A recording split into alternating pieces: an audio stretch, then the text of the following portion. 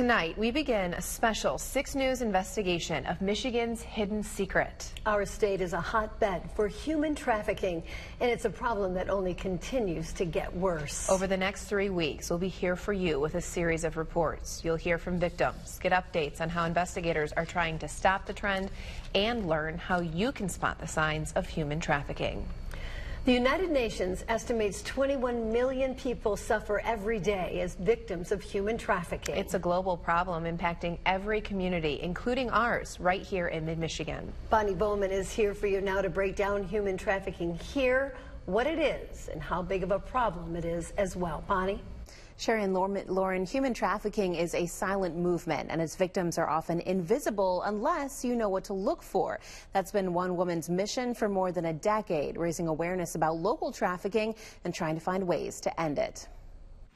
Human trafficking is loosely defined as sex or labor exploitation, but Jane White has another word for it. Human trafficking is slavery. In fact, I really prefer the term slavery because we're talking about an ownership of people that are bought and sold. She's the executive director of the Michigan Human Trafficking Task Force, focused on educating the public, prosecuting the traffickers, and supporting the victims. Tonight, we're sharing the gut-wrenching story of a local woman who was sold for sex for years. She agreed to sit down with our Siobhan Klepfer to share details that she says she's never even told many of her own family members. Siobhan's here for you now live in our studio with her story. Good evening, everybody. For the purpose of this story, we're calling her Amy. Amy was a new mom and in her early 20s when she started having night terrors and knew something was wrong. She went to a therapist and learned she had repressed memories, but she wasn't ready to open that door. Decades later, roughly 3 years ago, Amy decided it was time. What she learned about her childhood is heartbreaking. I'm the big, dark, dirty secret of the family. And Amy still is, but that ends right now. Tonight, Amy has a voice. Tonight, she speaks her truth. I just assumed I was molested, like molested by multiple, because it would have always been my mom's boyfriends and people like my mom was attached to. So that's kind of how, how it started. And it started when she was just 4 years old. She says her own mother was the one setting things up. I mean, we're talking intercourse. Yes. At 4, 5. Yes. Yes. Traffickers who once recruited victims in person can now use anything on the internet, from websites and apps to online groups and chat rooms. Buying and selling humans is the second fastest growing crime in the world, right behind drugs. The International Labor Organization estimates that there are over 20 million victims across the globe, and it's not slowing down. And nowadays, the $150 billion industry relies heavily on technology. With tech giants continuing to push for user privacy against the government, it's becoming harder and harder for agencies to screen this type of communication to help victims. While technology is advancing, so is the sophistication of traffickers. They know how to use the internet without leaving footprints behind, using virtual private networks and proxy servers. This is all to mask the source of their communication. Michigan State Police say that human trafficking is happening right here in mid-Michigan. It's possible it could be going on in your own neighborhood or maybe in the house next door. But do you know the signs of human trafficking well enough to alert authorities if you suspect it? Michigan State Police recently created a video showing you what to look for when it comes to spotting human trafficking. Take a look and see if you notice the signs. On the surface, everything looks like a normal day, people interacting and going about their business. But it's what you might not see right away that's criminal. We're talking about human trafficking. That could be happening right in front of you, but you've got to be aware. Workers who are in or near people's homes on a daily basis play a critical role in identifying potential cases of human trafficking. I think a couple things that stood out for me in the video was the control aspect. You saw many videos where people were physically escorting a young person into a van. You saw them closing the shades and pulling them back away from a window. You saw doors that obviously had been used, but you had a lock on the outside. So how did you do? Did you notice any signs of human trafficking the first time? Or were you surprised by what you missed? We have a problem in this state. I think in 2017, if my memory is correct, we had about 350 actual cases of human trafficking. 350 reasons intervention is important to stopping this growing problem in Michigan. With hundreds of calls to a national traffic hotline, the Great Lakes state has a great big trafficking problem, a problem that is well known for a number of reasons. Michigan is a little bit unusual. We have the international border. We have, other than potholes, we have a pretty good transportation system. So yeah, I think we're bordered, I think 5 different states. Matt Laurie is one of 9 members that make up the Human Trafficking Advisory Board. A law passed in 2014 formed the group made up of nurses, members of law enforcement, even trafficking survivors. They meet monthly to discuss their main goal, which is educating Michiganders to find vulnerable victims. A lot of these people involved in human trafficking are not able to reach out themselves for help because of the circumstances they're in. So it's incumbent upon us to train other people in the community to be able to see that and hopefully report it. State Senator Judy Emmons spearheaded the efforts to push human trafficking legislation through Lansing. The main goal was to change the statute of limitations. Now trafficking victims can go after their perpetrator up to 25 years after being trafficked, up from 6 years before the new law went into effect. Michigan lawmakers in D.C. are working to stamp out human trafficking in our state, but they can't seem to get the House and Senate to work together.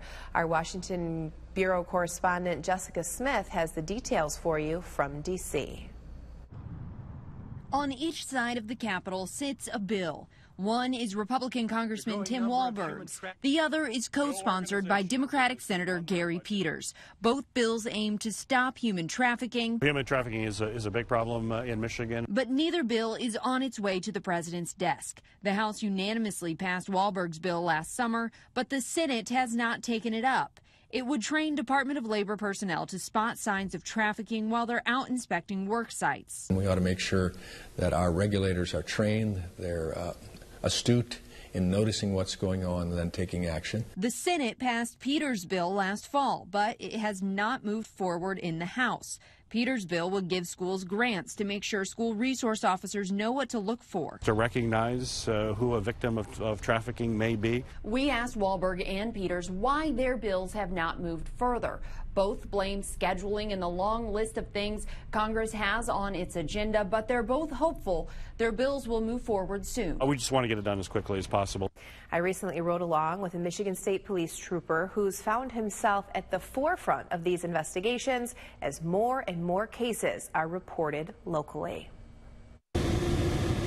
We're out on the streets of Lansing with Michigan State Police Trooper Sam North. This is one of the areas that I'll drive through here and there and see if we can come up with anything. As he patrols Lansing's neighborhoods looking for any signs of sex trafficking and prostitution. Lansing's a big enough city where it is prevalent and it's happening every day. Both on and off the road, these days Trooper North spends more and more time investigating local cases of sex trafficking. I think people would be surprised about how much sex trafficking there is in Lansing. It's not a crime he set out to become an expert in, but one that rose to the forefront when he discovered his first case during a traffic stop at the corner of Pennsylvania and Hazel, less than a mile from Potter Park Zoo. I actually stopped it just right up here by this white truck over there. During that stop, Trooper North says some things just didn't add up, like the age and relationship of the 3 people inside. The girl in the front seat also gave me an out-of-state ID card, which can be a red flag in these cases as well,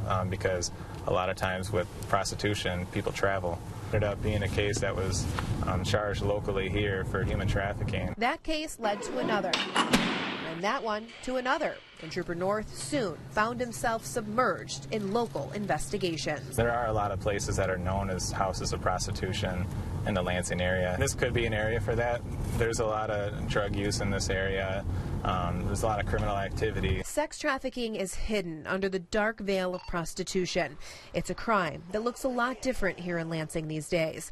In the past, women could be seen walking the streets day and night, approaching prospective clients who drove by. But Trooper North says that, for the most part, has changed. Nowadays, with the internet, it's so easy for an ad to be posted for prostitution and have a date scheduled between the customer and between the John and the girl, where they can just drive directly from their house to the John's house or to a hotel and there's really not that much advertising that you see on the streets. And that's not the only difference. Prostitution was for many years considered a victimless crime. But now, Trooper North says the old thought that women are prostituting themselves for their own personal gain couldn't be further from the truth. What's usually happening is there is some sort of manipulation, there's some sort of benefit to somebody else. And many of the women are victims of someone they trust. The victims might have a dating relationship, or at least think that they're in the dating relationship, or that their boyfriend loves them, or this guy loves them, and yeah, you know, he's got these other girlfriends too, but I'm the most important one.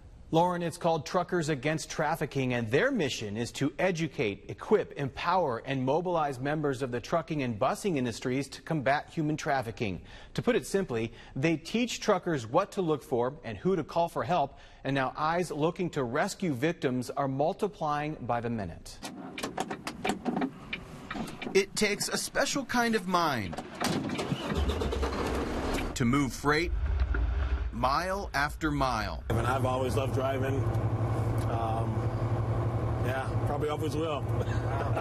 Richard Harris has been hauling goods for nearly 20 years. He says a lot has changed in the trucking industry since he first started, both serious and silly. And two, our horn's not as loud anymore, so like, that's not as loud on back in the day. You hit that horn, it was like, But he's changed too, because truckers like Harris are now aware of a major problem deeply rooted in the trucking industry.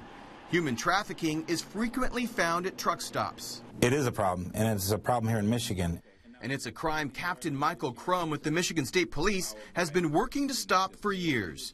He says these locations are used by a transient customer base and is often hidden from view, providing enough enticement to bring in the pimps. Now, unfortunately, truck stops and areas where there's large populations of males are an attractant to these people that would do this to these victims. This one was back in the truck lot, and it didn't look typical. But the secrets, signs, and symbols of human trafficking are hidden no more. In fact, more than 560,000 people are now TAT trained. It's exciting because we are truly raising up this almost invisible army of everyday heroes. Laura Cyrus is the operations manager for Truckers Against Trafficking, an awareness program educating drivers about the horror along the highways. It's really about changing the hearts and minds of an industry really that has been seeing this crime happening for a long time, but giving them the tools to understand what they're looking for. Cyrus says there are far more truckers than law enforcement on Michigan roadways, routinely stopping at places prone to women being pimped out. So by connecting truckers with the right information, it could save a victim's life. And the idea behind this is that these men and women, they're already well trained, they're observant, they're vigilant, and they can absolutely provide an extra set of eyes and ears for law enforcement in recovering victims and having traffickers arrested. Getting TAT trained involves understanding the problem, what signs to look for, and phone numbers to call to report something suspicious. This simple method to stop human trafficking has mobilized many, some with great influence in order to stop these crimes. Making deliveries to people's homes. This is Kristen Beck. She's the North American Road Logistics Modal Leader with Dow Chemical, meaning she manages tens of thousands of workers connected to the trucking industry and was moved after getting TAT trained. When we learned about the program and we perused their training platform, we decided to make it a mandatory requirement for all of our service providers in North America. So that means truckers not just in Michigan, but across every state in the continental U.S. attached to Dow is aware and watching.